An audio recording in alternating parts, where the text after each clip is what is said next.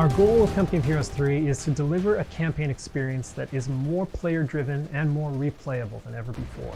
We want our missions to adapt to how you play, and we want them to feel different based on the choices you've made throughout your campaign. There is a lot of variety in what you're doing in each mission and what you're being tasked to do. So in some missions, you may simply need to force enemies out of an entrenched location in a defensive position. In others, you may be recovering valuable wrecked vehicles. You may be trying to raid and destroy enemy resources, destroy their munitions caches or fuel reserves.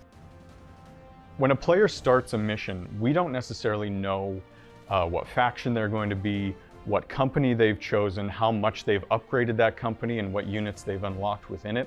So when we build the missions, we can't make any assumptions like that.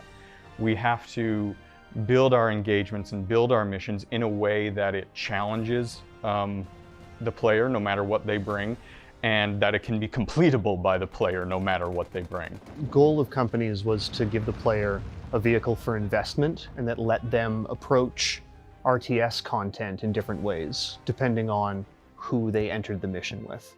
So a special operations company will play a lot different than an airborne company. And then within the scope of what an airborne company is, depending on how the player chose to invest in that company and what skills and abilities they had unlocked, they could approach the problems of gameplay very differently. One of the major objectives we had with Code 3 AI is to make it more organic and emergent than previously done in Code 2. We set about creating a bunch of tools that give AI guidance to complete objectives and less scripted tools to directly instruct the AI to do certain objectives. We'll say a zone is labeled a defend zone or a hold zone, and the AI understands to bring units into those zones and then complete the objective. When it comes to the authenticity in the mission, the player could come into a battle traditionally fought by the Americans as the British, or into one fought by the British as the Americans. And so it's, in some ways, there is going to be a bit of an ahistorical nature to the way that the player plays this. They can play it completely accurately, or they can kind of write their own history a little bit. Each company will have something to offer in support to other companies who are actually going into a mission, whether it be the airborne are nearby so you get access to airstrikes, or there's an armored company nearby and you can deploy some of their tanks to assist in a mission, or they're providing a passive benefit economically in some way.